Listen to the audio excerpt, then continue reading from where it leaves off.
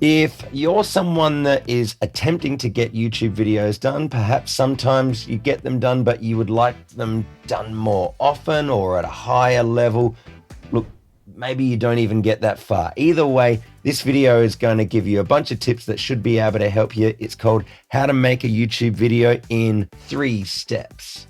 Now, if you're thinking that because this is called the Crafty Music Tips YouTube channel, that this is going to be all music related advice, well, no, it's going to be quite general, and no matter what it is that you're doing on YouTube, you should be able to get some really good help out of these general tips.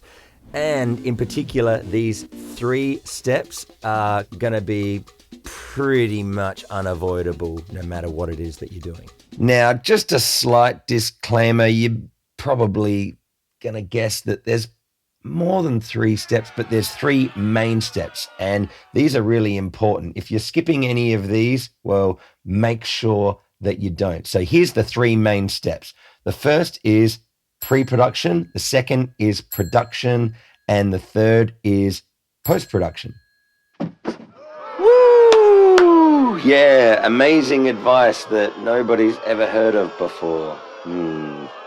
Yeah. All right. Okay, it's not groundbreaking news to you, potentially. Yes, those 3 steps aren't really that revolutionary, right? But here's the thing. Why are you watching this video? Yeah. Think about it. Are you skipping one of these steps? Particularly, are you skipping the first step, the pre-production? What is pre-production? It's the planning. It's the parts of the production that need to lead up to actually doing the recording. That's the production stage. And the post-production is the stuff that you need to do once you've captured whatever it is on camera. So, pre-production, or the planning stage. There's a saying that goes, a fool with a plan can outsmart a genius without one any day of the week. Or at least it's a saying that's something like that. I'm paraphrasing. Now, it's so important that you plan, because I don't know about you, but every time I do a YouTube video, I'm always making sure I plan, and I'm always getting to the stage of recording, like right now, and realizing, oh, wait, I need to add in this, or I need to change this around in a different order. And if only I'd planned it more effectively, this stage of the recording that I'm doing right now is always going to be more straightforward if I just have a better airtight plan. Easy. Stick with the plan. So what's the stuff that you need to plan? Well, obviously you need to plan what content that you're going to be recording. Obviously. But let's think about it a little bit deeper. You also need to plan how you're going to capture whatever the content that you're going to deliver is. Meaning, what camera? Do you have enough batteries? How are you going to light the area that you're going to film? Do you have a microphone to capture the audio? Do you have enough data storage?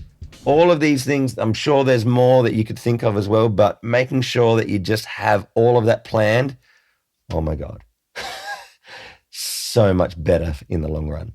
And also when you plan on recording it, and also when you plan on having it uploaded by. I gave you a deadline.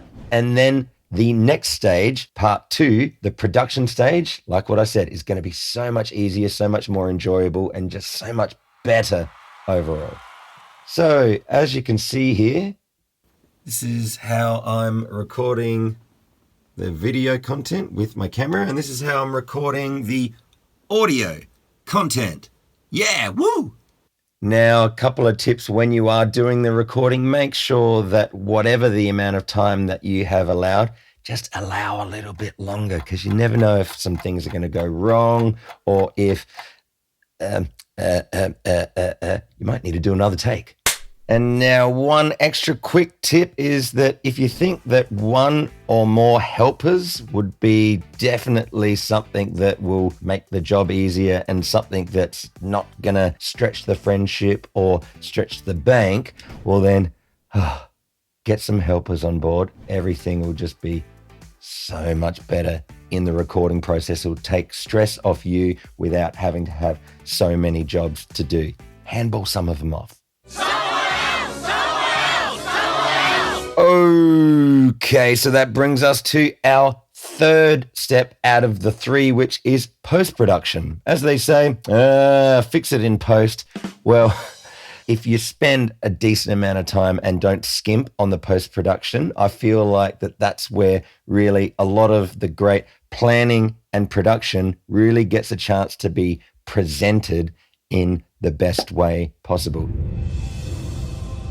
Present them. So don't skimp on the following post-production steps, which are editing, mixing, uploading. So the editing steps that I go through myself are what I call trimming the fat. Next is color grading. Next is adding in some text and then doing some transitions and also adding in some clips like this.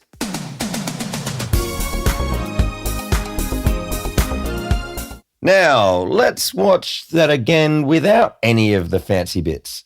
I don't think we need to see that again. All right, let's see that again. So the editing steps that I go through myself are what I call trimming the fat. Next is color grading. Next is adding in some text and then doing some transitions and also adding in some clips like this.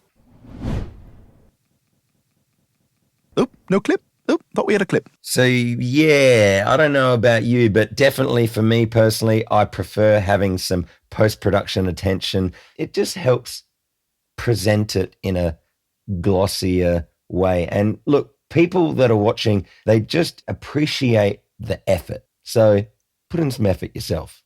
And speaking of effort, you got to make sure that you don't skimp on the audio. Just leaving the audio completely as is probably almost never sounds as good if you don't put any effort into mixing the audio. Now, what does that mean? You may not really have a clue on it, but basically a few really important steps are just making sure that the volume is at a good level, and you can achieve that with compression, maybe some EQ.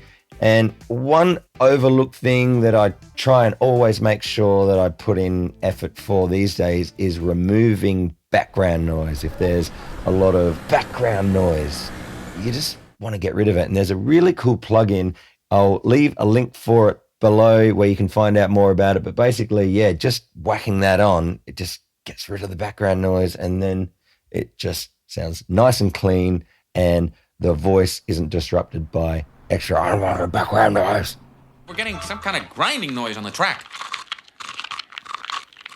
All right, so the post-production is nearly done, except you have to upload your video to YouTube. And if you set yourself a deadline and you didn't factor in how long that it potentially might take to upload, well, make sure that you just do the process a few times so you understand how long it might take, depending on the size of your file, depending on how long your video goes for. If you have people waiting to see your video on a certain day at a certain time, because in your plan, you had a deadline and maybe you promoted the fact that you've got a video coming out, you want to make sure that you leave enough time to upload. And while I'm at it with the upload, don't skimp on your title and your thumbnail, which is really the thing that's going to make somebody want to click on your video. So you could do some Googling to find out what is a good title or a good thumbnail kind of level of quality to be striving for. But just have a think about what are the things that make you click on a video to watch it? And is there a way that you can present your title and your thumbnail in a way that would make you want to click on it? And then if you can get that right, well then from there, hopefully other people will be clicking. Now, a quick question. What is it that made you click onto this video to watch it? And did you get anything out of it? Could you let me know in the comments below? I'd really appreciate it. And while I'm at it, if you did find it helpful and you think, oh, maybe I'd like to check out some other crafty music tips videos here on this YouTube channel, well then, yes, there is a bunch of different crafty music tips videos that will help you out as a musician, no matter what it is in particular that you're most interested in or experienced at. There's a huge bunch of different content here on the Crafty Music Tips YouTube channel. Whew.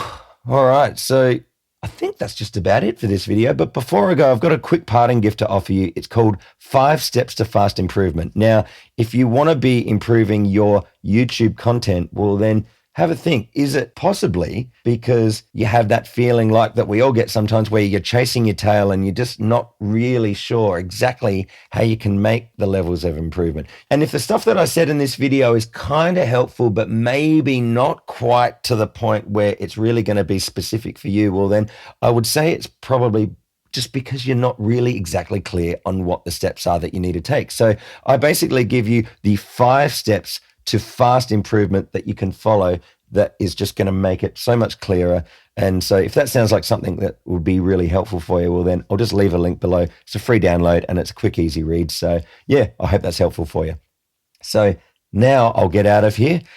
Please check out another video here on this Crafty Music Tips YouTube channel. And just remember, you don't have to do every single thing right now. Just do the next thing. I'll see you soon. See ya.